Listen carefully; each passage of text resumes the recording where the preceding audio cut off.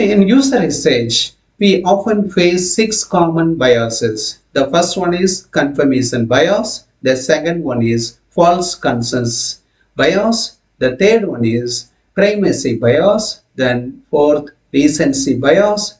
The fifth one is implicit bias. And the final one is sunk cost fallacy.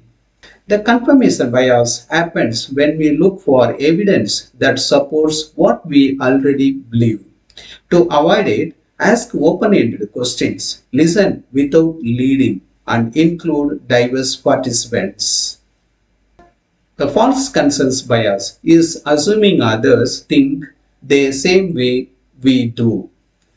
Counter it by challenging your assumption and gathering feedback from a wide range of users. The recency bias makes us remember the last thing we heard best, while primacy bias makes the first impression stick too strongly. The fix is take detailed notes or recordings to capture every insight equally.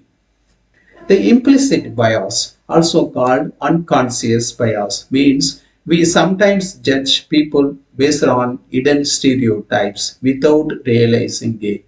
So everyone has these biases. We can reduce them by being open-minded, reflecting on our actions, and welcoming feedback from others.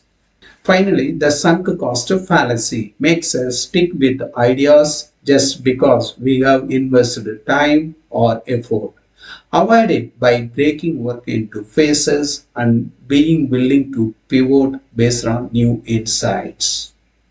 Recognizing these biases helps us design with empathy, accuracy, and objectivity, leading to better, so more inclusive user experiences. Thanks for watching.